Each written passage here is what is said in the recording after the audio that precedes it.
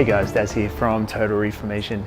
Now in today's video tutorial, we're going to be taking you through nutrition, a bit of a nutrition 101 and just basically where to begin. This is obviously one of the biggest questions that we get asked here as well. You know, what diet should I follow? What one is actually right for me? There's a lot of conflicting information out there these days. No wonder people are confused. So we're going to give you a couple of real basic tips just to get started with. But I'm also going to highlight another area that most people either they just don't know about these days, or it's something that that is overlooked quite quickly when it comes to the whole food thing. Because a lot of people are very focused on the food side of things. You know, they're like, well, what should I be eating? How many grams of this and how many grams of that? I should have this superfood. So we're going to make it a little bit more easier for you guys to follow. But we're going to use a car analogy today. Now I'm pulling this from Dr. Jack Kruse. Jump on to Google and suss him out. He is fantastic at the moment because he's shining more light on this side. Now, what is this side? We're using this car analogy today. The food being the fuel for the car and the engine being the mitochondria, so our body. Now, if you want to dive in deeper, we're not going to go into it too much. Google mitochondria and have a look a bit deeper into what that means. But let's just say that the mitochondria is our engine. All right, so what Jack is basically saying, which is fantastic, this is a really good analogy. He goes, well, what's the point in having this high octane fuel if your engine's not running properly? If you've got like an old bomb, for example. What if we could get our engine operating like a Ferrari or an F1 race car and then put the high octane fuel in? That sounds fantastic, and that's why we love it. And this is why we want to really focus on this part, because this part is actually making this part harder. A lot more people these days, because their engine's not running properly, have to focus harder here. But what Jack is saying, that if we can get our engine focused or working better, this doesn't need to be as crazy, as focused, as intense. So let's get into it. Well, what can actually cause our mitochondria, our engine, to run like an old bomb?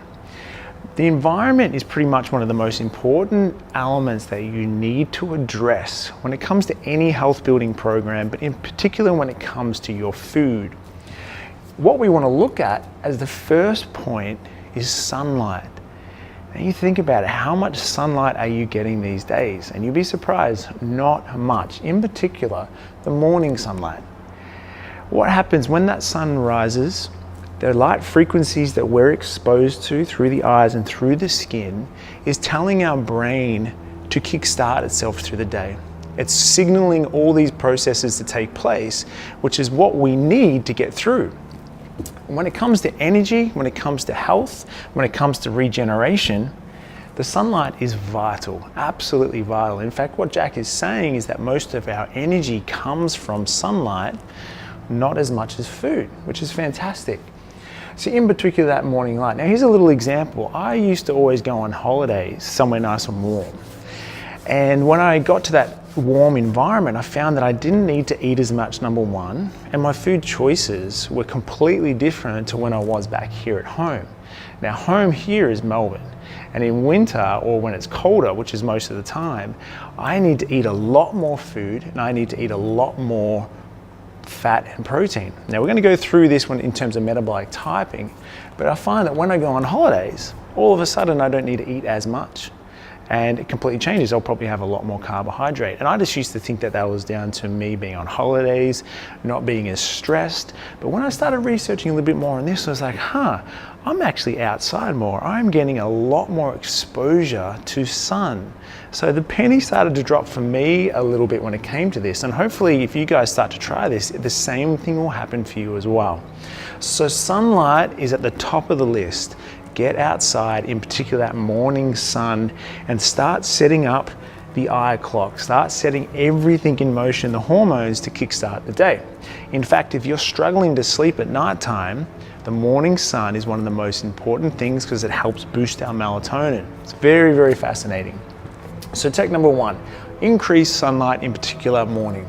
Number two, we're going to try and decrease the amount of blue light exposure that we're exposed to.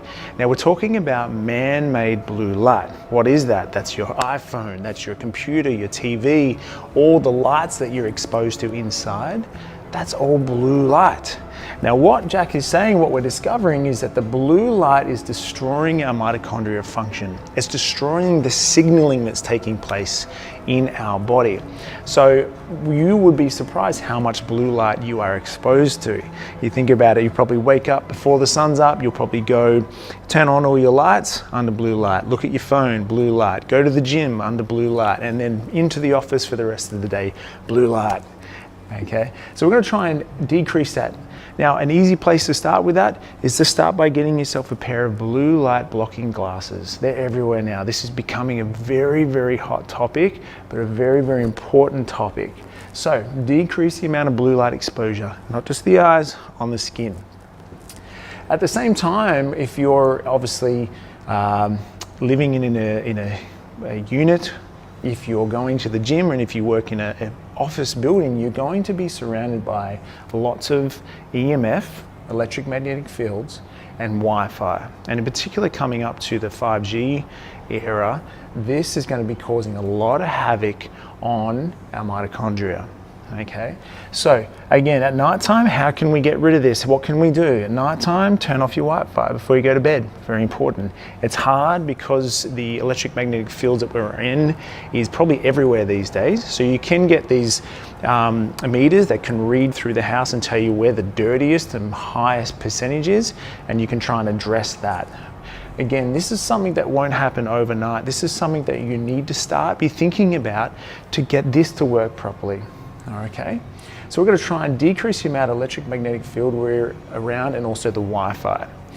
So if you're doing all that, you're doing your best, know that you're going to always be exposed to it. It's just how we are in this environment these days. So ways to counteract that is the good old grounding. We've probably all heard about it before. That's just getting outside, shoes off, standing on the grass in sunlight. Fantastic. Don't overlook that. It's a very, very simple thing to do every day, outside and ground yourself, in particular the morning light. So increase grounding. How else can we improve our engine? Well, sleep is crucial. We should know that by now. It's probably the easiest thing to do in terms of a health building program, but a lot of people struggle to sleep. Whether they can't pull themselves away from their TV show or get off their iPhone at nighttime, or they actually have chronic sleep issues. But again, as we said, if you're getting some morning sunlight, sleep's gonna obviously, hopefully, get better as well, unless we have to address some other issues. So sleep is very, very important. And then another thing which is very important is all our biomechanics, posture, and structure. Yes, how we move, how we hold ourselves plays a massive part on your engine too.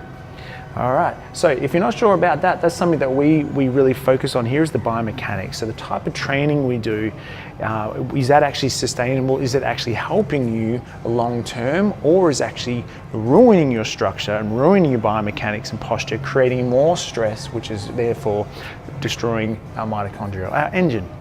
So that's an area, as I said, it's something that most people don't look at.